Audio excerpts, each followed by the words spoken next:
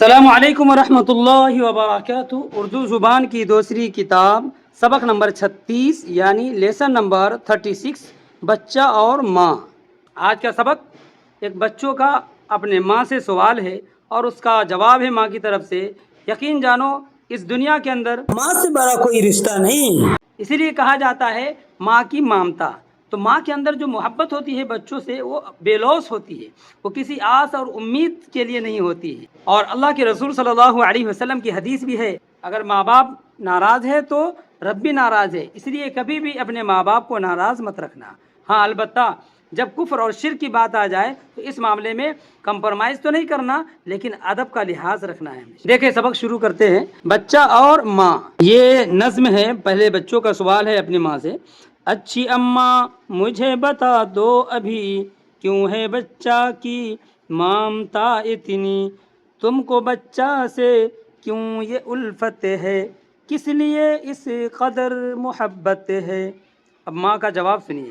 ماں نے بچے کو یوں جواب دیا، ماں نے بچے کو یوں جواب دیا، حیف تم جانتے نہیں بیٹا کیسا لیٹا ہے یہ خوش و خرم، نہ کوئی فکر ہے نہ کوئی غم، نہ تو روتا نہ بلبلاتا ہے، گود میں کیا ہمک کے آتا ہے، مسکراتا ہے کیا ہی خوش ہو کر، جیسے چڑیا مگن ہو ڈالی پر، جب کہ سونے کا وقت آتا ہے میرے سینے سے چمٹا جاتا ہے، جب کہ آنکھوں میں نیند آتی ہے بستر اس کا میری چھاتی ہے۔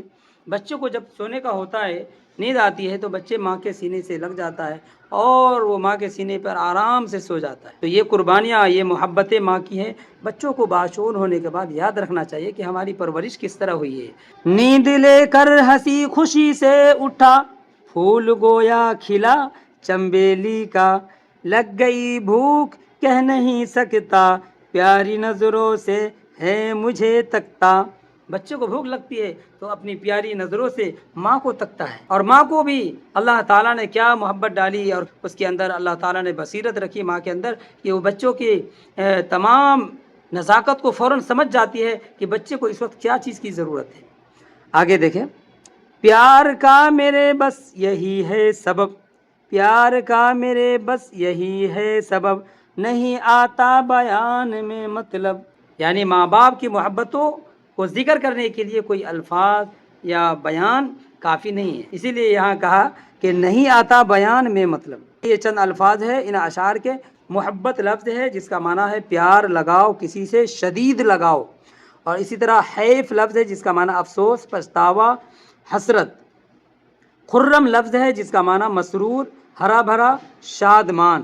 اسی طرح بیان لفظ ہے جس کا معنی تذکرہ کرنا، کسی بات کو واضح طور پر کہنا یا تفصیل سے بتانا۔ اور آخری لفظ ہے اس سبق کا مطلب، جس کا معنی ہے مراد، مقصد، کسی بات کی غرض۔ آگے ماں اور بچے کے جو ہے اشعار ہے یہ بھی پڑھ لے۔ سبق نمبر 37 یعنی لیسن نمبر 37 ماں اور بچہ، یہ نظم ہے۔ دیکھیں، بولی بچے سے ماں میرے پیارے، بولی بچے سے ماں میرے پیارے، صدقے اماں جواب دو بارے۔ بارے بولتے ہیں متعلق، یعنی کسی چیز کے بارے میں، کہ ہے بچے کو ماں سے الفت کیوں، کہ ہے بچے کو ماں سے الفت کیوں، رکھتا ہے اس قدر محبت کیوں۔ تو بچوں نے کیا جواب دیا سنے۔ دیا بچے نے یوں جواب سنو، دیا بچے نے یوں جواب سنو، اے اماں خبر نہیں تم کو، مجھ کو تکلیف سے بچاتی ہو، پیار سے گود میں بٹھاتی ہو، جی میرا بد مزہ اگر ہو جائے، میرے دکھ کا تمہیں اثر ہو جائے، مجھ کو ہو درد تم کو حیرانی، مجھ کو ہو درد تم کو حیرانی، چپ کے کرو نگہبانی۔ کہ ایک ماں کیسے بچوں کے درد کو فوراً احساس کر لیتی ہے اور چپ کے نگرانی کرتی رہتی ہے۔ آگے دیکھیں، پیار کرتی ہو منہ دھلاتی ہو، پیار کرتی ہو، منہ دھلاتی ہو، اچھے کھانے مجھے کھلاتی ہو، اور سب سے جو آ رہے ہیں نظر، تم زیادہ ہو مہرباں مجھ پر، جانتا ہوں زیادہ سب سے تمہیں، چاہتا ہوں اسی سبب سے تمہیں، پیاری اماں کہا نہیں جاتا، نہیں مطلب بیان میں آتا۔